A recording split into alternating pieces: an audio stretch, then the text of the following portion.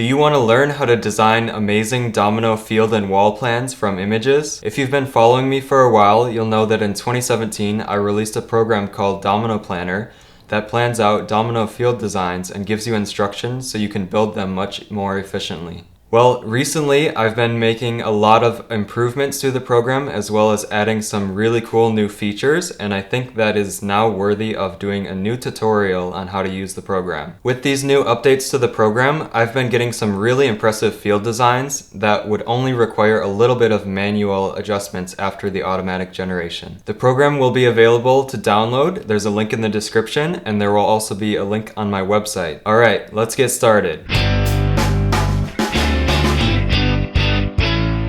So first of all, you're going to need Excel on a Windows PC, and this has to be the full version of Excel. That means it won't work for Excel Online or for Excel for tablets. When you first open the program, there's going to be a button at the top that you have to click to enable content, and you may or may not have a second button in the same place that says Enable Editing. Make sure you click both of those. Now, the first sheet on this document is going to be where you keep track of all of the dominoes that you own and are going to be using in the planner. And you can input the amount if you know the exact amount. However, if you don't know the amount, you can figure out the density and weight of each domino color that you have, and then from there it'll automatically calculate the amount that you have. And once you put numbers in for the density and weight, it'll automatically override whatever you had put in the amount column. So I'm gonna go ahead and enter all of the dominoes that I have. And lastly, if you need to add any more colors to this list, you can click on cell A1 and a new domino will pop up in a row down below. So for me, I have some color changing dominoes that I painted, and those are not really a commonly used domino, so I'm gonna put them in myself manually. Call them white to black. And then in the second column, you're gonna put a fill color, something to identify it. You can put in any RGB value you want. For mine, it's a white domino that changes to black, so I'm going to keep the background white. You can also add a letter or two to help differentiate it from very similar looking shades. So for example, in the planner, clear is going to look like white, as well as the white up at the top. So when I go to plan my fields, if I want to use white to black color changing dominoes, there will be a little WB on the cell so that I know that it's white to black and not the other two. And I have 1,000 of those. At this point, I definitely recommend saving this so that you can come back to this blank file every time you start a new project. Also, this sheet will be used later on to keep track of the amounts of dominoes that we've used in different projects. But for now, let's move on and go to the field planner. So each cell in this field planner page represents a domino plus a little bit of extra space around it. When calculating the dimensions of the field, we assume that there's about a 4 millimeter gap in between each row of the field. And so later on, when we get the dimensions of the final field from the program, it'll be accurate if you have that little space in between each row. So when you first open the field planner page, there's going to be a pop-up window, and there's a row and column text box that you could fill in if you already know how big you want the field to be. If you only know one of those numbers, let's say you want it to be 20 rows, it will take the image that you pick, scale it to 20 rows, and automatically keep the original aspect ratio of the picture and scale the columns accordingly. For me, I'm going to leave them blank, and the default is 30 rows, so when I select an image, I'm going to be doing Pikachu. And next, if you want to adjust the size of the field after you've brought the image in, you could change the number of rows or columns and hit Enter or Tab in either of these two text boxes, and it will automatically resize the image. And if you have this checkbox checked, it'll maintain the aspect ratio. So I'm going to do 20 rows by 45 columns. Next step, make sure that multi-select is checked, and you're going to choose all of the colors that you want the planner to look through when generating this field design. You could check all to select all of them, but I would recommend going through and choosing only the domino colors that you actually want to show up. So what I'm going to do is I'm going to do white dominoes for the background, black dominoes for the ears, brown for the eyes and nose, red for the cheeks, of course, yellow, and bubblegum pink dominoes for the mouth. Now, before we start generating the field, you're going to want to make sure that you can see the entire field on your screen, because it's actually going to be searching through the pixels that are displayed by your computer. So you can zoom in or out so that you can make sure you see the whole image. And while the field is generating, it's going to keep Excel on top of any other programs that you may have open. So if you want to do something else while the field is generating, which can take a few minutes because we're looping through thousands of cells sometimes, you could snap Excel to take up half the screen, and as long as you can still see the Pikachu, you're good, and you could start it. And you could do something else on the other half of the screen, or of course, if you have a second monitor, you could just use the second monitor. So now the next step, I'm going to hit Generate Field. The larger you make the domino field, the more accurate it's going to be, because the more pixels it will have to represent the actual image. So for this example, I did a pretty small field, and we didn't pick up most of these black lines surrounding Pikachu because they didn't fill a majority of the cells behind them. So from this point, you could do some manual adjustments to get the field looking exactly how you want it to. So first of all, I want to have those black lines surrounding Pikachu's outline. We no longer have to have multi-select checked for the rest of this, because we're just going to use one domino at a time. Choose black, you can change the area that you have selected, and then you can hit fill to change those cells. So that process could take a while if you're going back and forth between the fill button and the sheet. So there's also a feature called paint, and if that's checked, then every time you change the selection, whatever you've selected is now going to be filled in with the color you have selected.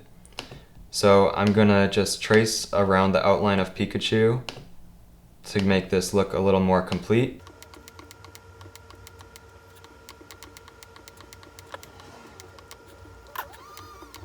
Okay, I'm also going to select brown and make the eyes a little bit more defined.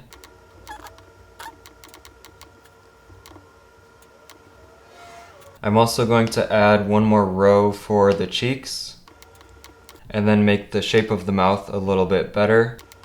So I think that's a pretty good design for this field. Now there are a few other buttons on here that you could work with. Obviously, clear all would clear all of the colors that you have on your field. Clear selection would clear any cells that you currently have selected. And cut, copy, paste you can use to move around certain parts of the field if you wanted to do that. There's also a select all of this color button if you want to change out a certain color. So let's say I wanted to change the background of Pikachu.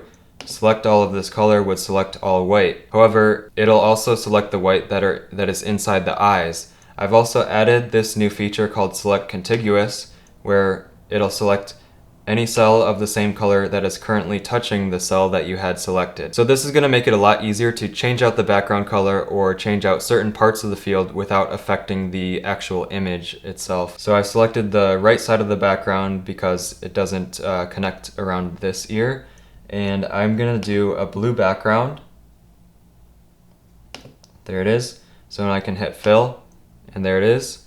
And now I'm going to do the same thing for the left side of the background and fill it with blue. So now that I'm happy with this field plan, I have to make sure that I have enough dominoes to actually build it. So that's what this count button is for. It'll give you the count of all the colors that are used in this, as well as the total. If you didn't have enough of a color, there would be a little star that appeared next to the name of the color. But in this case, we have enough to build it. So we're all set, and the next thing we could do is print the field plan, get instructions, and then build this project. So if you hit print field plan, you'll get an option to include a crossover image. That's if you want to offset every other row so that you topple it from both sides and it completes the field as it topples. In this case, I'm not going to do that. You'll get a box that says, do you want to use blocks? That's if you want to separate the instructions into blocks of a specified amount.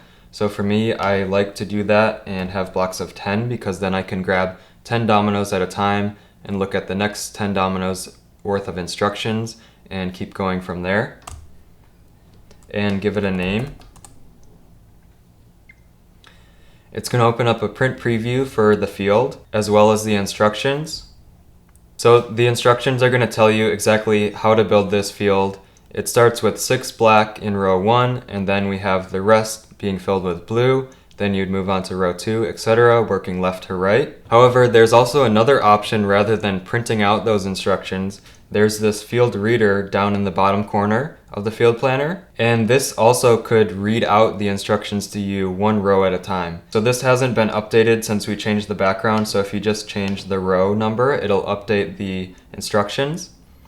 And now you could hit play and it'll read out those instructions, and you could gather those dominoes and start building that row. There's going to be a pause in between the reading of each instruction, and that's going to be proportional to the amount that it just said.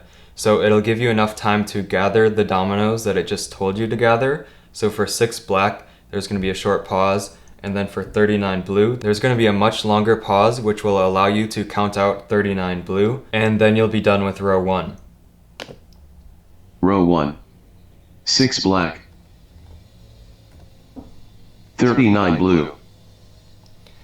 There's also a speed button. The lower the speed, the more time you'll have to gather those dominoes, and you can go all the way up to 5 if you start to get really quick at this. End of row 1. So this is assuming that you're just counting out one row at a time, and then you're going to go build that row, which is usually what I would do when building a field. So after it finishes row 1, it's going to stop reading, and then you could go build that row, and then whenever you're ready, you could hit play again, or hit the space bar to hit the play button again, and get the instructions for the next row, 4 black, and start gathering those dominoes. 29 blue. Lastly, there's 2 more buttons that I'll go over later once we talk about the floor plan. But now that we're done with the field, let's go ahead and move on to the wall planner. Alright, so the cells in the wall planner represent a front-facing 2-dimensional view of a domino wall. So on the odd rows, the larger cells represent the dominoes that are in the front side of the wall, and the smaller cells represent the dominoes that are behind it on the back side of the wall. And then on the even rows, you have the dominoes that are perpendicular to you as you're facing the wall, and that's all you have on even rows, is those perpendicular dominoes. And then these cells represent the empty space in between each of those dominoes. So this process is going to be very similar to the floor plan. I'm going to pick another image. I'm going to do a Pokeball wall. And same thing, I'm going to resize it to the dimensions I want. So I want to build something that's a little bit smaller than that. So I'm going to do 25 layers. And then just like the field planner, you're going to check multi-select and select the colors that you want it to choose from. So this one's just going to be white, black, and red. And then we can hit generate. It's doing the same 2 tests to choose the closest domino color that it did when we did the field planner, except it's doing it for 3 different sizes of cell. Now similarly, we didn't always get a perfect line around the wall plan. And obviously, again, if you make it larger, you're going to get a more accurate result. For this, I'm doing a pretty small example. So I'm going to go ahead and select black dominoes and paint in the ones that I need to fix. I'm going to do white and get rid of a couple of these dominoes that are kind of just sitting there on their own. And I'm going to cover those with red. I'm going to paint in the center a little bit more with that one and that one and that one. And this one. Now you may have noticed that I accidentally covered up some of the cells that are actually supposed to be representing the background, the empty space of the domino wall. So there's a button called Select Background, which you could use to select all the background cells and change it to whatever color you want. I'm also going to change the background to something else so that I can kind of see the white dominoes in this plan better when I go to build it, because the white background cells kind of make the white dominoes hard to differentiate.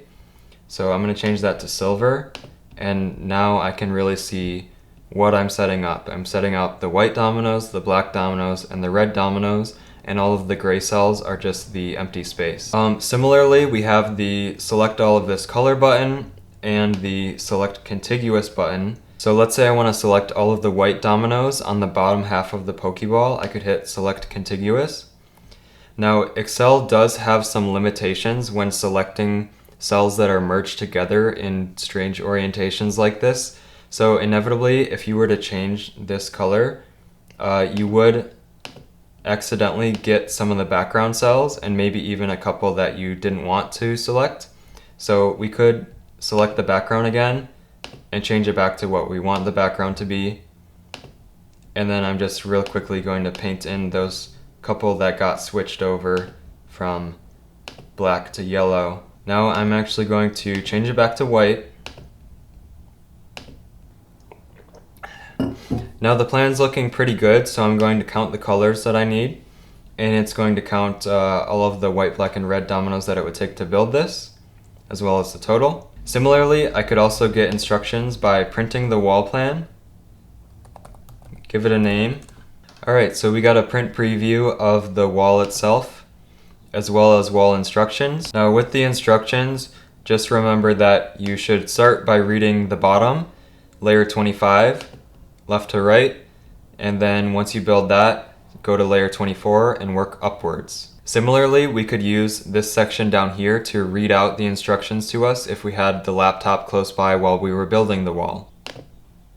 Layer 25. 5 white. 6 black. 5 white. End of layer 25. Now, due to the way that a domino wall is designed, every odd row will have one fewer than the width. So the width is 17 based on the 17 perpendicular dominoes in the even layers. If you know how to build a domino wall, you'll know that there are those extra vertical dominoes every so often. Those additional vertical dominoes are accounted for on every layer that is a multiple of 2, but not a multiple of 4. So 22 is the first one that'll have those extra. So it says 4 white to start it off, and that's a duplicate of this one because you needed that extra vertical domino on the side to help build up that wall. Alright, now that I've gone over the field planner and the wall planner, let's talk about how you could use this to plan out multiple projects. So if you noticed, when we printed those plans, we got duplicates of those plans over to the side. So we can always go back to the field planner and the wall planner, clear everything and start a new one, and we'd still be able to reference the plans we've already made. Lastly, let's open up the floor plan tab, and we have this grid. Each of these cells represents a 1 foot by 1 foot square. The first thing you should do is put the dimensions in of whatever space you have to build with.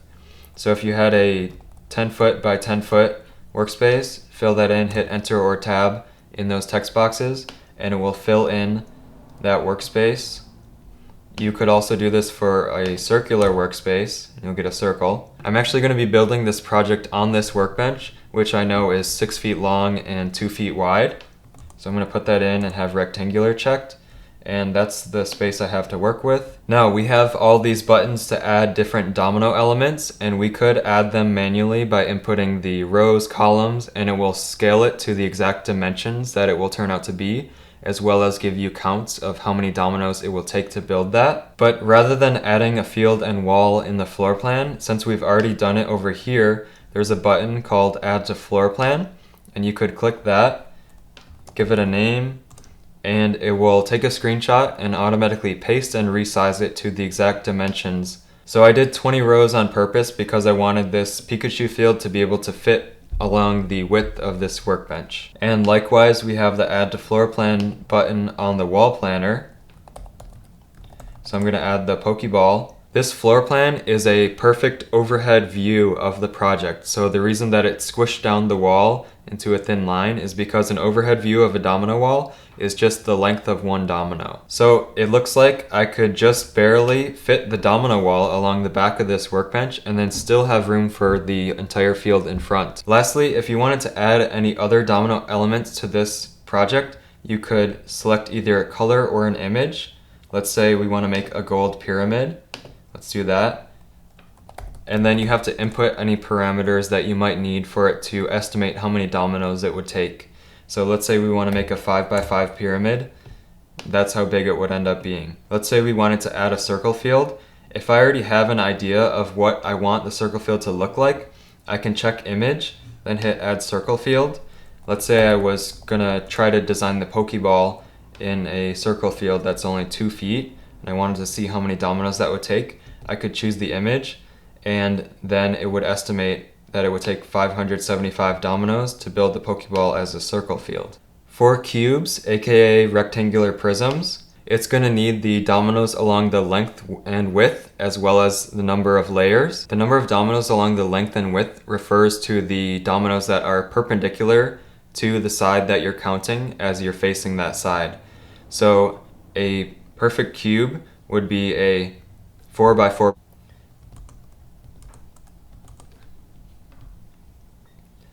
So that's how big that would be and only take up like 32 dominoes. We also have this button to add lines.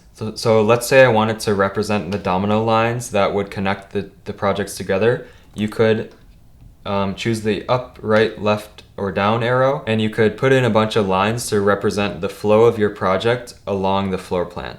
So for this one, I'm going to start on this side of the workbench, topple the Pikachu field in front, and then it'll loop back around and topple the domino wall in the back. There's one more thing that we can go over, and that's keeping track of how many dominoes you're using in this entire project.